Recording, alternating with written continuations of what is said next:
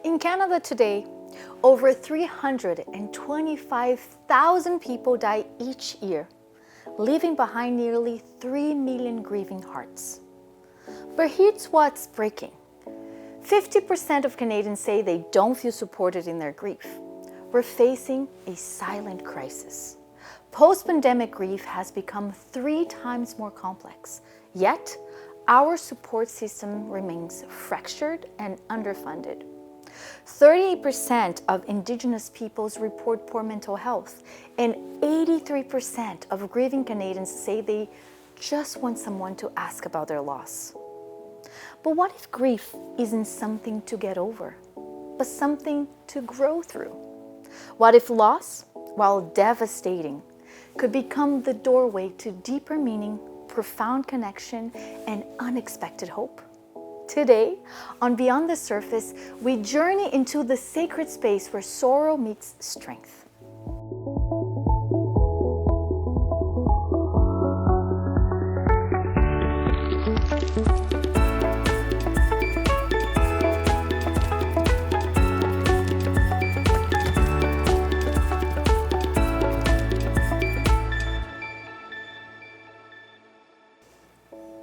Welcome to Beyond the Surface. Today's episode is the 3rd show of our special hour-long weekend series. Starting next week, we'll continue with weekly half-hour episodes packed with encouragement, practical tools, and support. Millions of Canadians are coping with grief right now. Maybe you are one of them.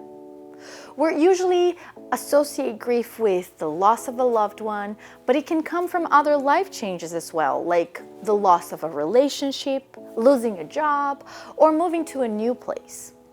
The truth is, almost all of us experience grief at some point. Grief often goes unseen, though we feel it very deeply. Grief's effects touch every part of our lives, our work, studies, relationships, and even our sense of self. But it can come from other life changes too, like the loss of a relationship, losing a job, or moving to a new place. The truth is, almost all of us experience grief at some point. Grief often goes unseen, though we feel it very deeply. Grief's effects touch every part of our lives, our work, studies, relationships, and even our sense of self. The sadness, isolation, and sleepless nights that can come with grief are real, and social pressures and unexpected changes only make this journey more challenging. If you're coping with grief today, I want you to know that you're not alone. There is hope, there's support, there is understanding, and practical strategies matter, and they're available. And today, Dr. David Sherbino, an expert in spirituality, pastoral care, and grief support, joins me. He will share insight and tools for navigating grief and building resilience, even in the most challenging times. And later in the show, Mike and Pam Tucker will join us in their decades of experience in counseling and pastoral ministry as well. Their insights and practical wisdom will deepen our understanding of grief and offer real support for anyone seeking hope and healing. Whether you're personally carrying grief or supporting someone who is, remember, help is available, hope is real, and healing is possible. Stay tuned as we explore real ways to find comfort and courage beyond grief. Now it is my pleasure to welcome Dr. David Sherbino to tonight's conversation. Dr. Sherbino, thank you so much for joining us with this such important topic. I would love to learn a little bit more about you. Can you share a little bit about where you come from? Well, thank you for having me. And I think this is a really crucial topic for many people to understand because, as you said, so many are going through grief and loss. My own journey is that after many years of being a pastor, I have witnessed many people who have experienced grief and loss. But also I am trained as a psychotherapist. And then I did a specialty in the area of what is called thanatology. So when I use that word, most people haven't got a clue what it means. So I often say to them, if you've watched any of the adventure series on TV, there's an adventure hero called Thanos. And Thanos is the word for death. So thanatology is the study of grief, bereavement, loss, grief, and dying. So we began this journey a number of years ago in that I saw people who had experienced different losses. For example, I had people who would lose their job. Companies would shut down, or people would lose a loved one. And then in my counseling practice, people would lose a relationship, which is called the death of a marriage. We refer to it as divorce. And it brings about significant feelings of grief and loss as well. And I began to wonder, how can we help people navigate some of this? And so in my own interest and desire to be maybe more effective, we started to offer all kinds of programs in the church and in other settings to help people in their grief and loss. And we called them grief support groups. And then at the university where I teach, which is Tyndale, in the graduate department, which is the seminary, I began the first MA in Canada in the area of what is called pastoral thanatology, which is looking at grief and loss from not only a psychological perspective, but also from a pastoral perspective. And then in addition, we started the first doctoral program in this field. About 2 years ago, we began the Center for Grief and Loss at Tyndale, which offers many types of programs of help and training for local congregations. And later on, maybe we can chat a bit about some of the things that are available for people. Well, one of the things that I have also learned is I've walked through my own grief and loss. I've had the loss of a number of family members. We've seen people in our family lose their health. There has been broken relationships. So I don't just try to approach this from the ivory tower of the academy, but living in the reality of everyday life. And through my experiences, I've also been able to teach and travel worldwide. And I've observed how people in different cultures grieve and deal with their loss. And so trying to be sensitive to cultural nuances is really important. Being able to understand how men grieve and how women grieve and how children grieve, they're all quite different. And we need to find ways to try to help them. And so that was part of my own personal journey into this realm of grief and loss. That's incredible. And you've been in this journey like for many years now. But I want to know about young David. Where do you come from? And tell me a little bit about your family too. I'd love to know more about that. And I'm sure people who are watching us would like to. Well, I grew up in a family I was one of 5 children. And I grew up in the Ottawa area. My father was a senior military officer. And so his final deployment was at Army headquarters. And then he retired quite young in his 40s and stayed on to work in the federal government. And so I grew up in that environment. During that time, I had an interest in studying medicine. And so when I went to university, that was going to be part of my goal. But during that time, I had a faith crisis in that this is when my faith became real. And during that time, I began to think about what I really wanted to do, and I had an interest in working with people. And I changed from medicine into psychology and went on and did a master's and then eventually a doctorate in counseling. But there were certain limitations when I was working in a very secular setting that I was not able to share some of the hope that I believed could be offered through faith. And so in that time, I began to study theology and became ordained as a minister and worked in a church where I had the freedom. During that time, I got married. My wife, her name is Audrey. She is an elementary school teacher and has worked also with children who have special learning disabilities. So that's another loss that families had to look at. Interesting. We had 2 sons. The eldest, both of them are married, and both of them have 3 children now. The eldest one is a trauma physician and one of the associate deans at McMaster University Medical School. The other son is the lead pastor of a Presbyterian church in Paris, Ontario. But he spent a number of years in Africa, and as I was working with him there, we began to discover how death is a prevalent reality every day because the AIDS epidemic was so prevalent in that culture. As a result of our involvement there, we have become engaged in working with prisons. So we're now engaged in 26 prisons in the country of Malawi, Africa. And here are prisoners who have experienced incredible grief and loss. And they have said this one expression to me: please don't forget us.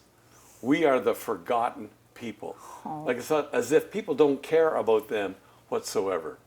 So that's part of that background. In terms of my own personal interests, I'm really into outdoors. I regularly play hockey as much as I can.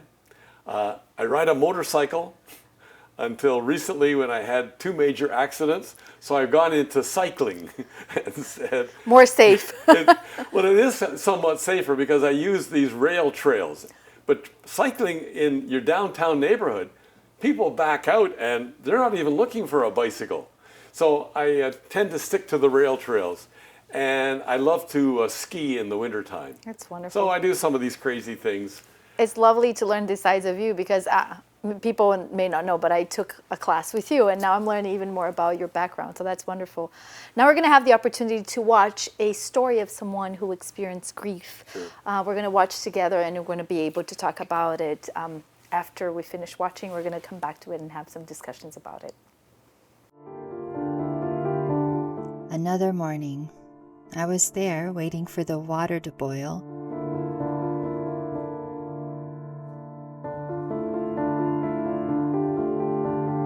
But I forgot to switch on the kettle, as if my mind had shut down along with it. But everything feels heavy. My chest, my body, even sitting still takes too much energy.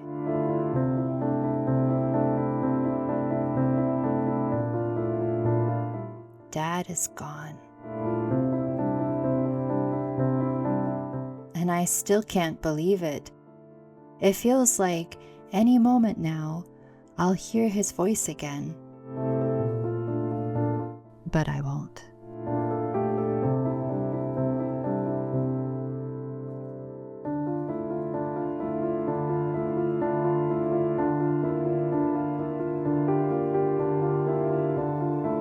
Another invitation to go out, but how could I? How can I smile when inside me there's only this emptiness?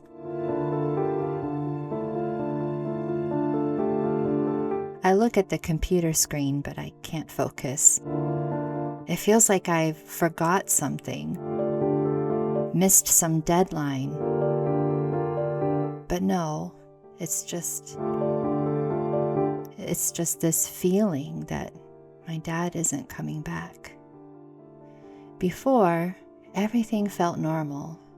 Now, nothing is normal. And that makes me angry. Because life goes on, but not for me.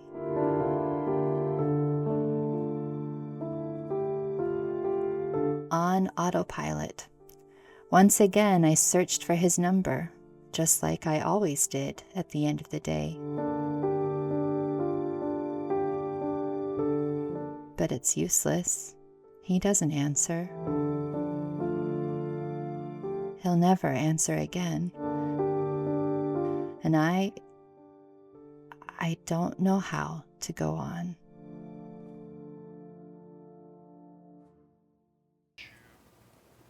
Welcome back to Beyond the Surface. We just watched someone experiencing grief. We saw someone who lost a parent, and we could see firsthand what that looks like. And I want to turn to Dr. Sherbino. What would you say that you saw in the video that describes grief? Like, did you see any? Well, as you look at that video, you see all the classic signs of some of the early stages of grief. Here is this lady. She finds that she's not able to focus. She finds that she lacks energy. She doesn't want to do things. Motivation is gone. And almost wondering, what am I going to do? I am here and I can't hardly believe what has taken place, that he is not coming back. So very often in the early stages of grief, we find ourselves very confused, wondering what's going on, what has been happening. And some people are almost in a state of denial. This can't be happening to me. And that is very common. Sometimes we go to the dentist. We have to get some repair work done to our teeth. And let's say there's a cavity. Well, the dentist will say, I'm going to give you an injection so they will numb the area, which is called, when they use Novocaine. Mm-hmm. When we experience a loss in our life, initially it feels like we've been given a general shot of Novocaine. We just feel numb. We don't know how to function. We don't know what we're going to do next. Our thoughts are not clear. We're really struggling with a lot of issues in life. And somehow this experience has become drastically overwhelming. And how would you define grief? What would be a good definition for grief? There's a very simple definition to grief. Grief is your response to loss. And there can be a multitude of losses. So for some, a big loss would be the loss of someone through death. But there can be the loss of a marriage through divorce. You can lose your self-image. You can lose your work. You can lose income. You can lose friends. They might move away. And the list goes on and on and on. So grief is how we respond to losses in our life. But grief and mourning are not the same. How come? Well, grief is what you feel inside, and mourning is how you express that grief. And so depending on your background, your gender, your culture, your previous experiences of grief, it's going to be different for you than it would be for me, because we are different people. So let me suggest this, that for some, their grief could be very expressive. They could be crying. They could be shouting. They could be angry. For others, they keep it locked up inside. They just want to go alone and be isolated. They cut themselves off from people. Like that lady, she's not associating with her friends or family by the sound of what she said. So she's isolating herself. For other people, it can be a chance to cry. And they're crying constantly, thinking, I'm never going to stop crying. I'm going to run out of moisture in my body. For others, they could be just so angry. Others will say, I'm just going to stay busy. I don't want to think about it anymore. So there's a multitude of ways that people try to cope with their grief and their mourning. The danger is, I've got to find a way to express this grief. And if I don't, it's going to be locked up inside, and it will find other ways of expressing it. For example, I could become just fully absorbed in work. So I've lost a loved one. I'm going to go to work. I'm going to work late hours, and people think, oh, he's doing so well, or she's doing so well. They're back at work. No, that's just a way to cope, because I don't want to think about it. Or some will say, I think I'll have a glass of wine. Well, one glass becomes 2 glasses. And pretty soon they're passed out. And that's their way of coping. I have seen people come to funerals, and they try to offer you maybe something, this will help you, dear. And it could be a medication.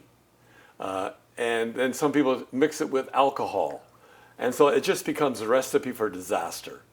And so people think they're being helpful, but in reality, they are not being helpful. Years ago, I had a situation of a little boy dying. And they were from the First Nations. And they came to the University Hospital in the city where I was a pastor of a church. And I had signed up to be on call for that weekend for people who had the need of a minister if they were in some type of distress.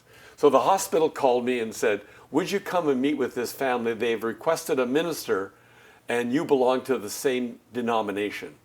So I went down to the hospital, and I met this mother and father, and they had 2 other adults with them. I found out they were the little boy's aunt and uncle. This little boy was 10 years old, and he had had open heart surgery, but they couldn't stop the bleeding. And they said to the parents, we can't stop it. And they wanted to talk to me about taking him off life support. So as we chatted, they agreed that this was the only option available. So I remember going into the room where this little boy was lying on a table. The doctor was there, a couple of nurses were there, and this family and myself. So we read some scripture, I offered a prayer, and then the doctor, she looked at me and I indicated that I was finished, and she turned off the switch. At that moment, I heard wailing like I had never heard before. But what shocked me, it didn't come from the mother or the aunt. It came from the father and the uncle. I was completely caught off guard, but that was part of their way of expressing their grief. And that taught me a huge lesson. Never presume you know how people are going to grieve and how they are going to express their grief through mourning. Now that was just the first stage, and we had to then move on further as they would process their grief over the next weeks and the next years. That's very interesting because sometimes we judge, right? Yeah. And I would love to discuss more about this judgment on grieving with you. But before, we're going to go on a break and we'll be right back, okay? I'll see you after the break.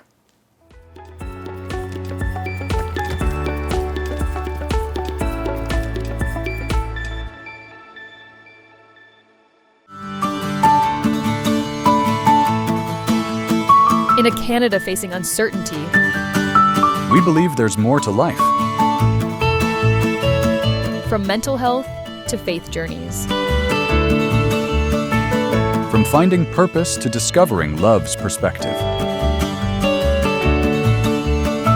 Hope Channel Canada brings light to life's deepest questions. Because there's more to your story. Hope Channel Canada, there's more to life. Visit hopetv.ca.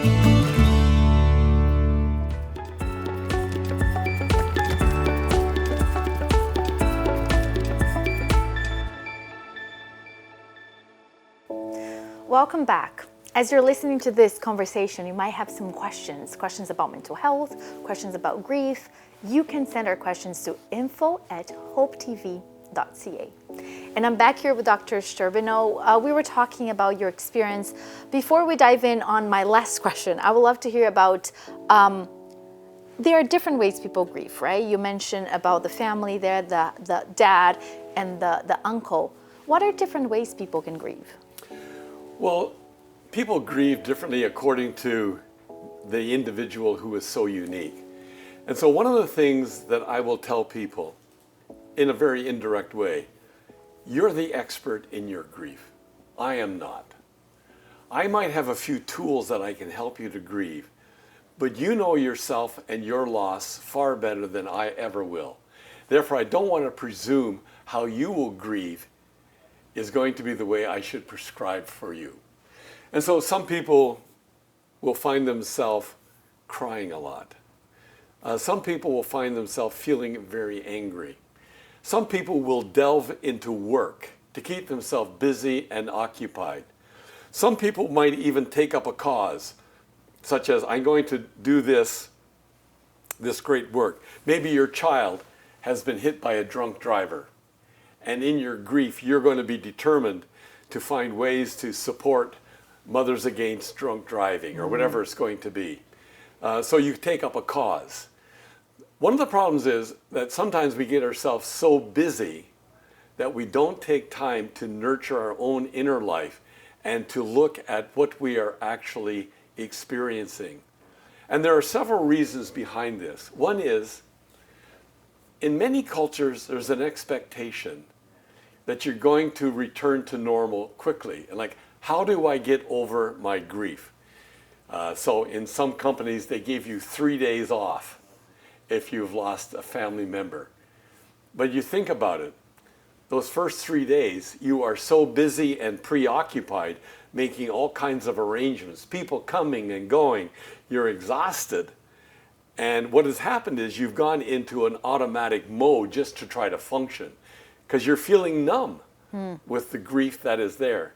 And very often it's a couple of weeks later when everything has begun to settle down and the pain begins to surface that you really enter into your grieving. But then the question is, who's there to support you? Who is there to walk with you in this journey? And there is no timeline on grief. Everybody is going to be different. So it's going to depend upon, do you have a strong social network? People who can help you and be there with you. How have you handled grief in the past?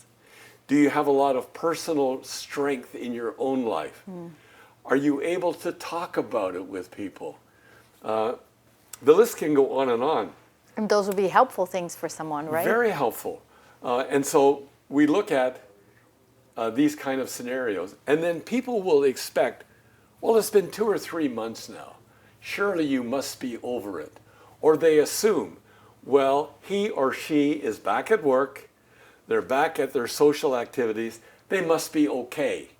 And that might just be them trying to function and get through the day. So you will often find some people in their grief, they start to withdraw. They don't want to socialize. They don't want to connect with other people. They don't have the emotional energy to deal with others. Now imagine if you were a mom and you lost your husband to death, through death, and you have children. The children are grieving, you are grieving, but you're the adult and you are supposedly to be there for your kids. I'm meant to be strong, right? You have to be strong. And here's one of the other messages that has been said. Very often when a father dies and there are children in the family, the eldest boy often has heard this message. Now you must become the man of the house. And I remember one kid told me this was said to him, and he said to me, but I'm only 10 years old. And yet this expectation that I will be the strong support person for my mom as well as my siblings, that's totally unrealistic. So how does that child deal with his grief? And how does the mom deal with her grief and find support? And are there things people say that are not really helpful? Well, over the years, I've heard many, many things that have been said that have been really not helpful at all. In fact, some of them have become hurtful. But I want to preface that by saying, I don't think that's the motive of the person who said it. I think when people are in grief, a lot of people are lost for words. What am I going to say? I need to say something. Now, it's interesting. I'll give you a little preamble. There was a guy called Joseph Bailey, and he lost 3 sons to death. One was killed in the Vietnam War. One son was killed in a climbing accident, and his 5-year-old son died of leukemia. Wow. And he mentioned this, and he wrote a book called The Last Thing We Talk About.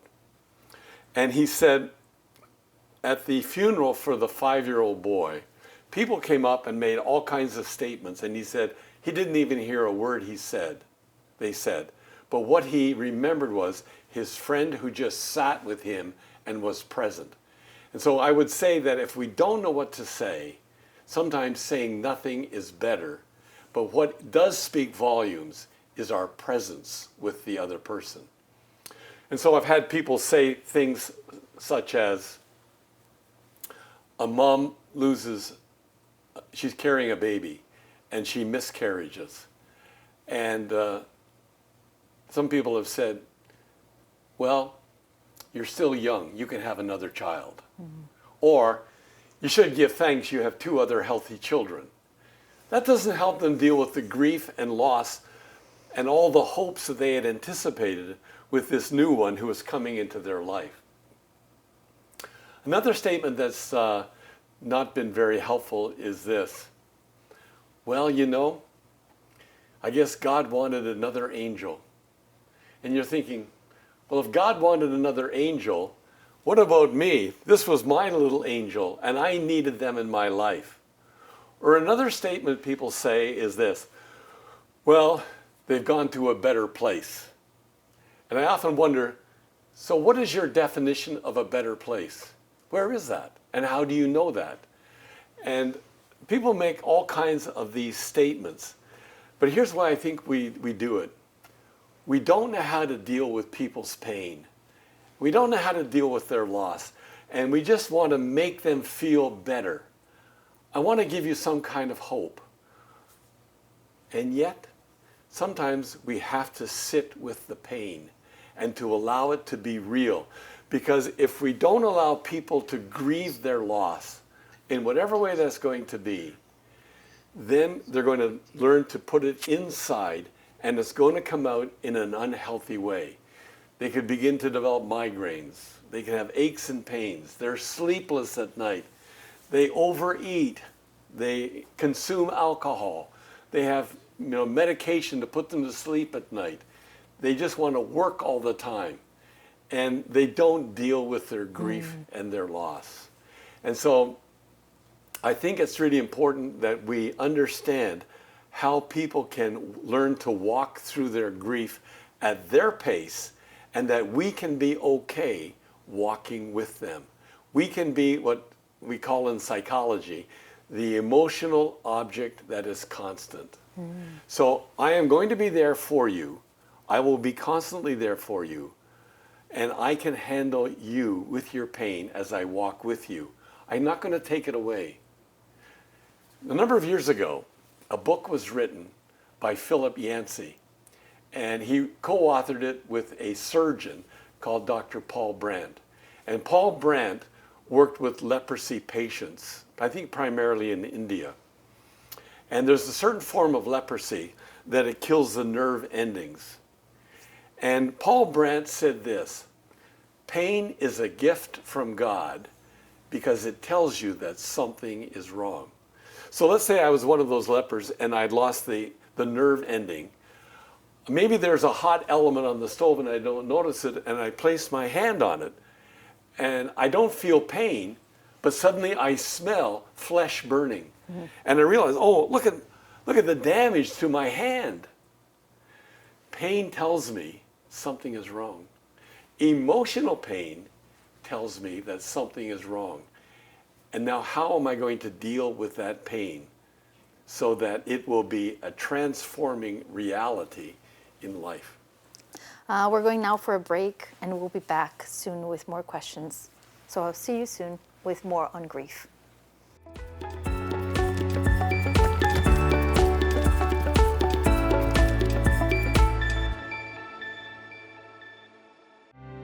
Discover unshakable hope beyond the chaos. Hope Beyond Armageddon reveals a victorious Christ fighting for every heart. Exchange fear for faith. Secure your copy today. How to guarantee your copy? Call toll-free 1-855-4HOPE-TV, 1-855-446-7388. Speak with a friendly representative to reserve your copy instantly. Visit online agentsofhope.ca. Secure your book through our easy-to-use website, available anytime. Send an email, agentsofhope@hopetv.ca. Request your copy or ask questions directly through email. Write to us. Send your request by mail. 1148 King Street East, Oshawa, Ontario, L1H1H8. We're here to help you get your copy.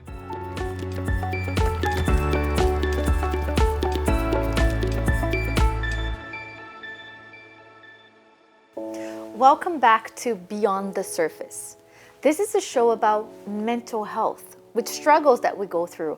And you ask, why the name Beyond the Surface? A lot of the things we experience are deep. They're inside. They are beyond the surface. So we need to go through them, understand them, unpack them. And that's the purpose of the show. And the show is produced by Hope Channel Canada. And we're so grateful for your support, your prayers, and for watching us. And now we're back with Dr. Sherbino. So we have a few questions for you. The first one I have is, Why do you think people sometimes grieve more deeply, more intensely maybe than others?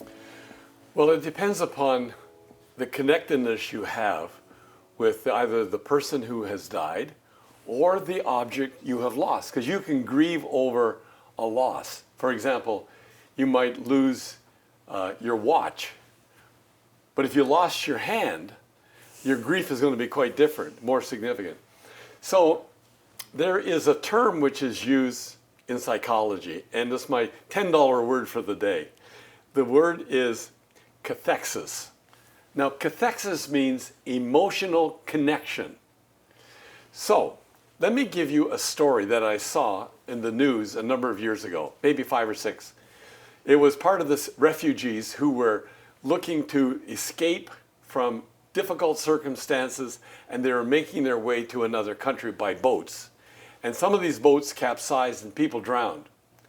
And this picture was on the Wire News and the Associated Press. And it was a picture of a rescue worker wearing a Red Cross bib, because it had the white cross with the red background.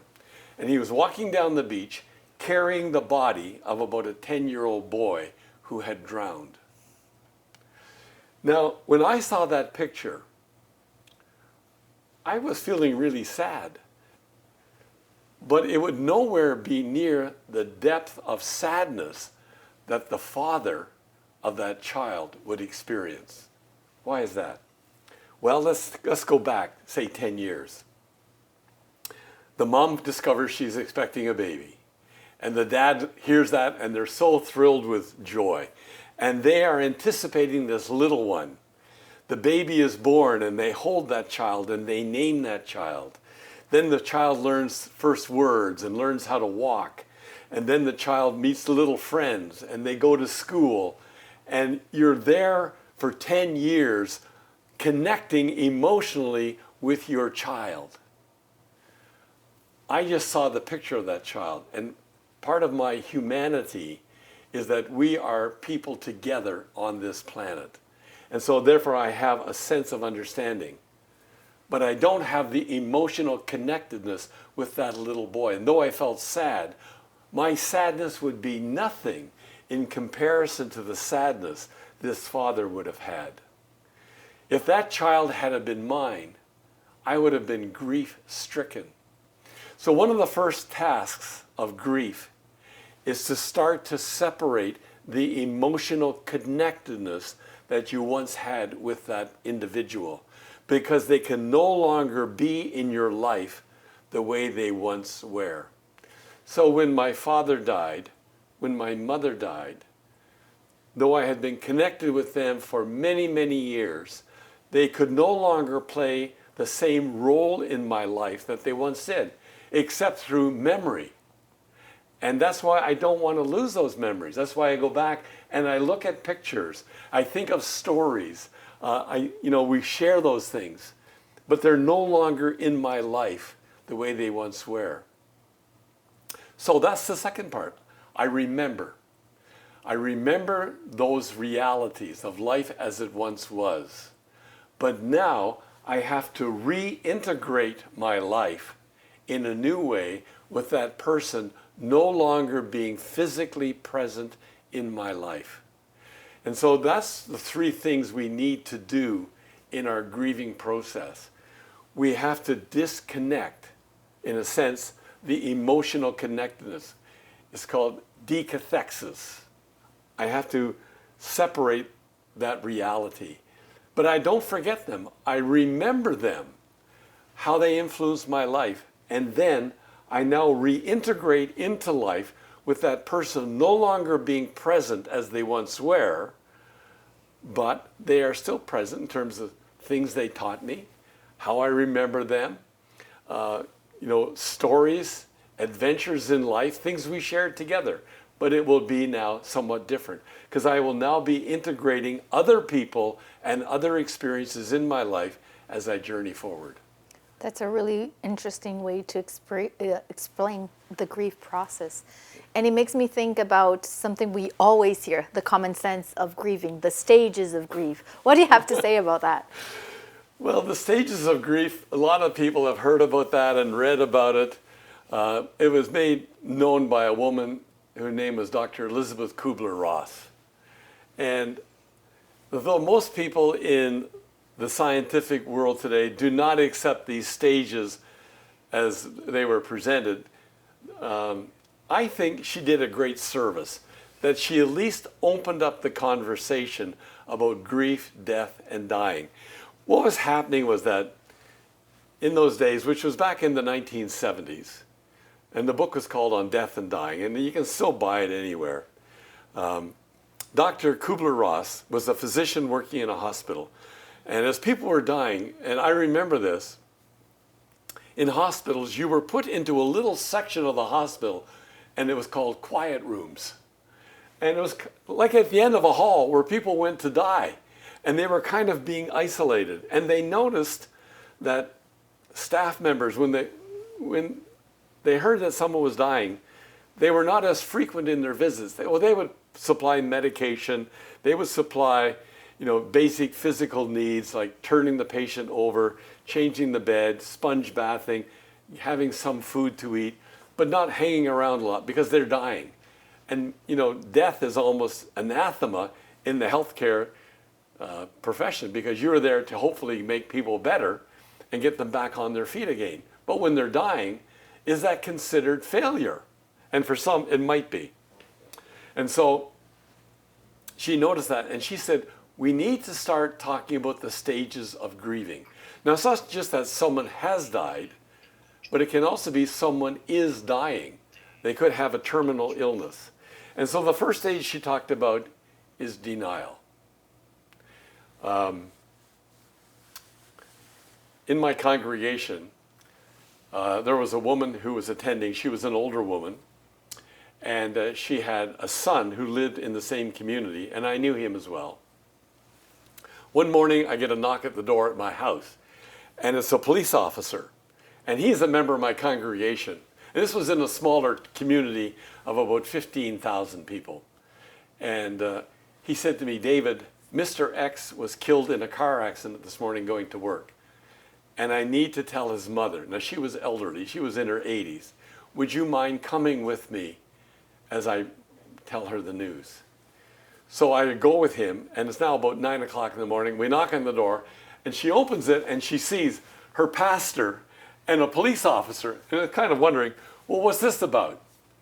And I said to her, Mrs. Y, your son was on his way to work this morning, and he was injured seriously in a car accident. Mm-hmm. She said, well, what happened? I said, well, the police officer explained what happened. And then I said to her, the injuries were so serious that he died. And notice I used the word died. She said, well, no, that can't be. He was just here earlier on his way to work for coffee with me, and I was chatting with him, so he can't be dead. And I said, I'm so sorry, but the injuries were so serious that he did not survive, and he died. You see the denial? I don't want to accept the truth of what has taken place. And so we spent some time with her, and it's interesting how the denial took place even at a very practical level. She said, would you like some tea? And I said, well, look, we don't need it. But she said, I'd like to have some tea. So she gets to the kitchen. Now, she's made tea thousands of times. She said, I can't remember how to make tea. The denial, remember the numbness that sets in? She was in that state of denial. And that's what happens. It's almost a gift from God that we feel numb as a defense mechanism until we learn how to cope with the reality that is in front of us. So we boiled some water, we made some tea, and we continued our conversation. So then some people get to the point of, I'm going to bargain. Okay, God, they don't want to accept it. So they say, this in the denial, let me use another illustration. Maybe you've been given a diagnosis, and you might say, oh, they got the wrong x-ray, or they must belong to somebody else. I want a second opinion. That's fair enough. But then in some places, it comes to, I'm going to bargain. Okay, God, if you do this, then I will do that. This is a true story. A woman was diagnosed with cancer, and it was stage 4. And her doctor said to her, as she asked him, what is the prognosis? And he said, I would hope you would have a number of months to be able to get your affairs in order. And she said, well, doctor, I have a daughter getting married next summer, and I'm asking God to allow me to be at the wedding. See the bargaining that's going on? Between her and God, right? Her and God. And he said, well, that would be wonderful if you could be there. Well, lo and behold, she made it to the wedding. And she came back, and he said, the cancer has not left. And she said, and he said, I think it's wonderful that you were able to be at your daughter's wedding. Oh, she said, doctor, but I have a second daughter to get married. So you see, the bargaining continues. And then sometimes we get into a state of depression. Now, before the depression, some people get angry, and they're saying, oh, I'm just so angry that this happened to me. Why was I in that office environment where everybody smoked in days before there was no smoking? And so sometimes anger comes in there, even before the bargaining, and sometimes it comes later. But people get angry, and then if that doesn't work, some people become very depressed. And here's the key. Depression is related to your loss or your anticipated loss. So you just feel, I'm just so down. I mean, there's no hope. And then for some, there comes to the point of acceptance. And that means, for some people, I'm okay with it. I don't think that's what it means. I think acceptance is, this is the reality of what is taking place. And for some people, I've said, it happens 2 minutes after they die. Because I've seen people in denial right up to the moment of their dying. I'm going to beat this, I'm going to fight it. Now here's the problem with the stages. A lot of people thought it was linear. You're going to go into denial, then maybe you're going to get into anger, then you're going to get into bargaining, and then depression, and then maybe acceptance. Here's what I say to people. Grief is messy. It's all over the place. And you can see people, sometimes they're angry, then they might move back into denial. Oh, it's not going to happen. I'm feeling good. Or then they get into the place of, I'm just so depressed. And then they move out of that and move to another place. And you can see it like moving parts. Mm-hmm. And it's not linear. It's all over. And it's personal, right? It's very personal. And how your coping resources can be a lot different than mine. So how are we going to deal with all of that? Awesome. Thank you so much. Now, as we continue our conversation, I'd like to invite Mike and Pam Tucker to join us. Pam and Mike bring years of experience in counseling, pastoral ministry, and music, and they have a passion for encouraging and equipping others through life's toughest moments. Their practical insights and guidance, thoughtful perspectives will help you deepen your understanding of grief and offer real support for those of you who are seeking to live beyond grief. Mike and Pam, thank you so much for joining us today. I'm looking forward to hearing what you have to say about today's conversation. We are so glad to be with you today. A lot of people, when they experience grief, think that they've lost their mind. And we want you to know that's perfectly normal. You have not lost your mind. It is part of the grief experience. That's right. We've shared a lot of material on this program so far, and that's been helpful. It's good. But it may be a little bit too much to digest right now. So instead, what we'd like to do is share with you just 4 things you need to do in order to grieve appropriately. If you're feeling the weight of grief, there are 4 things you need to do. And if you forget everything else, remember this and you'll be okay. Number 1, think. Think the thoughts fully when they come. The good thoughts, the bad thoughts. Take a trip down memory lane.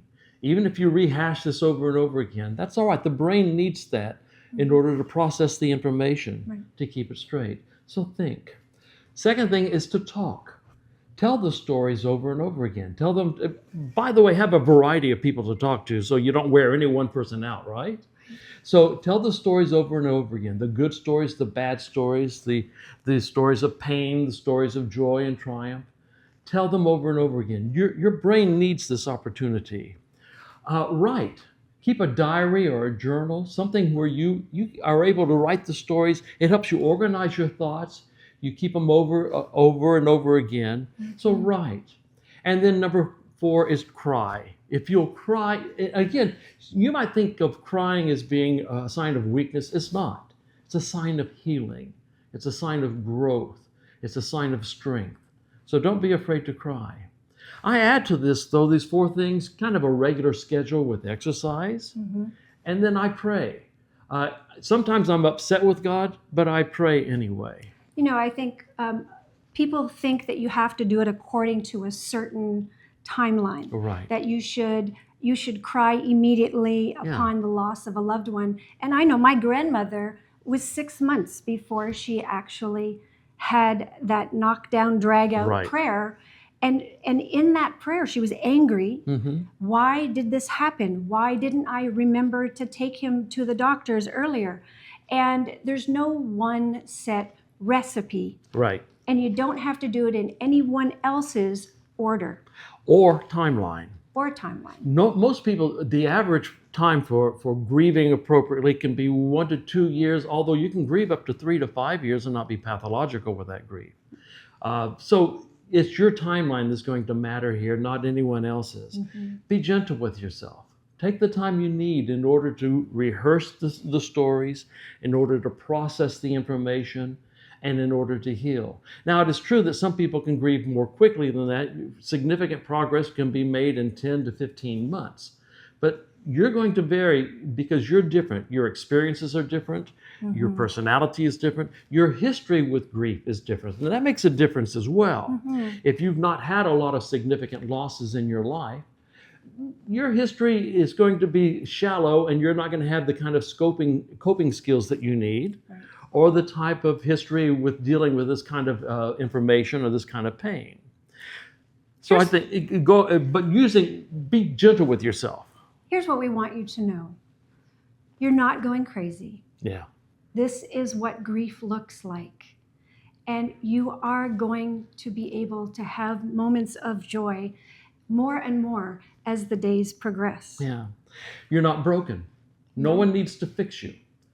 Because grief looks like this. Grief is painful. Grief is messy. Grief doesn't get better overnight.